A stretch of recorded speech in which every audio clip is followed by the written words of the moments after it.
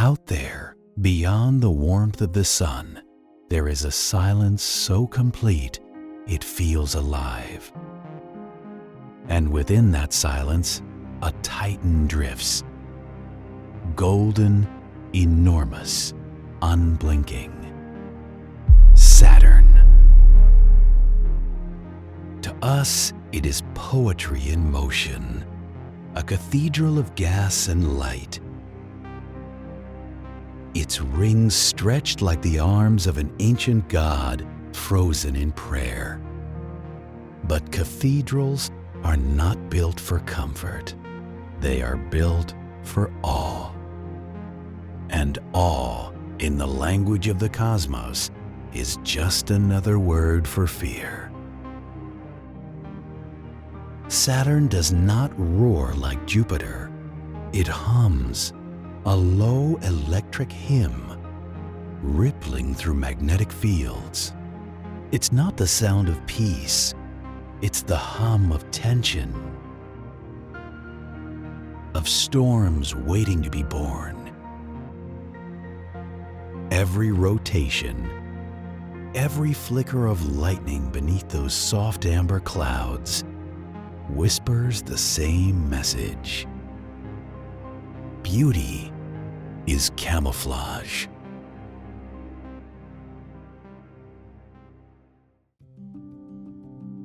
From Earth, the rings look divine. Smooth halos, a painter's perfection carved into the night.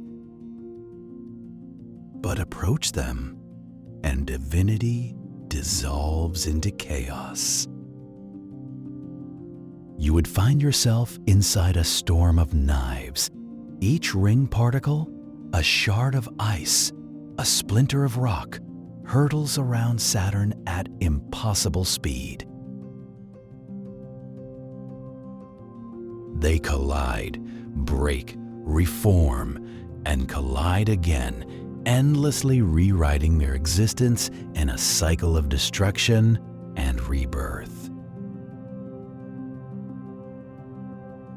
These rings are not ornaments. They are a graveyard, a frozen storm of corpses. Some astronomers believe they were once moons, ancient worlds that drifted too close to their master. Saturn tore them apart, stripping their skin, scattering their bones. Now, those remains shimmer in orbit, glittering like gilt. When you look at Saturn, you are not seeing serenity. You are watching a crime scene, illuminated by sunlight.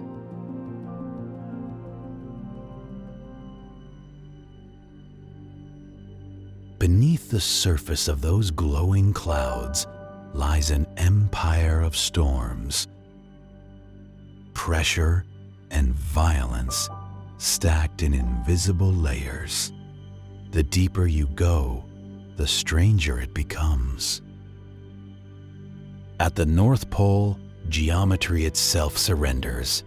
A perfect hexagon, a six-sided hurricane, spins eternally. Nature does not make shapes like this. It should not exist. Yet it does, carved into the atmosphere like a scar that refuses to heal. Each side of the hexagon is longer than the width of Earth, and at its heart, a crimson vortex churns like an open wound. And when Saturn stirs, when the quiet turns restless, the planet births something monstrous. The Great White Storm. Once every Saturnian year, 30 Earth years, a single convulsion wraps around the entire globe. Lightning flares brighter than cities, thunder louder than planets.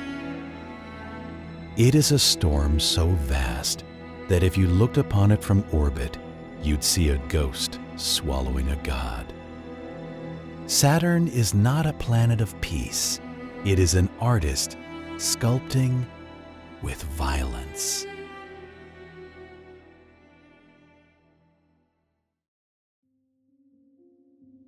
Around this colossus orbit its children, more than 100 moons, each with its own secret face. Some are shattered, some drowned in ice, and two are alive in ways we cannot yet define.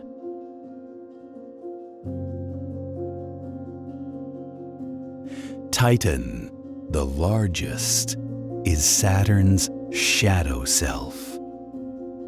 Beneath its orange haze lies a landscape eerily familiar. Rivers, lakes, rain, clouds.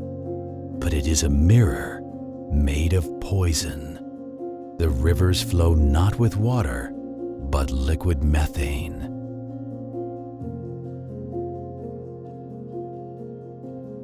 The rain falls like glass beads.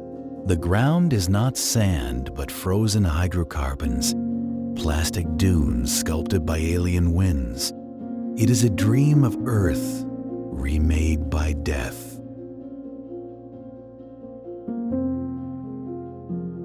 And then there is Enceladus, small, white, silent, a moon that bleeds. From its south pole, fountains of water erupt into space, each plume a cry against the void.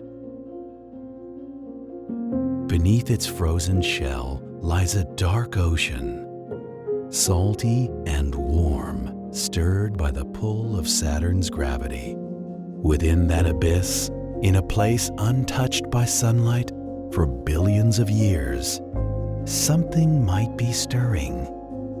Something that swims without ever knowing the stars above. These moons orbit not just a planet, but a god, one that devours, creates, and watches without emotion. 5. The final descent.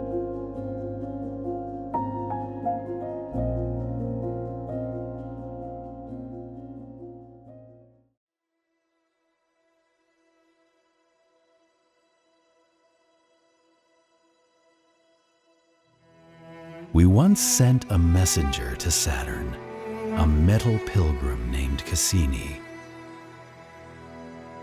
For 13 years, it circled the Titan, dancing among the rings, tasting the air of Titan, bathing in the geysers of Enceladus. It saw beauty, it saw horror, and then it was time to die. NASA called it the grand finale, but in truth, it was a funeral. To prevent Cassini from contaminating the very worlds it loved, it was ordered to dive headfirst into the giant's atmosphere. On that final day, the spacecraft sliced into Saturn's skies, sending back whispers of data as it fell. It fought against the hurricane until its circuits melted, until its antenna burned, until silence claimed it. Cassini did not crash. It was consumed. It became part of what it sought to understand. And Saturn, indifferent and eternal, continued to turn.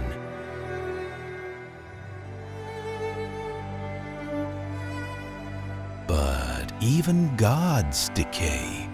The rings are dying, pulled slowly into the planet as ring rain. One day, the golden halos will vanish, leaving only the gas and the storm. The cathedral stripped bare. In 100 million years, Saturn will look nothing like the jewel we know. So, when you gaze at it through a telescope, That pale, distant coin glimmering in the dark? Remember this. You are looking at a moment that will not last. A masterpiece built from destruction, painted with the dust of the dead. A planet that sings without sound. Saturn is not chaos. It is order, the kind that only a god of destruction could create. The silent cathedral of the solar system, where beauty and death kneel side by side.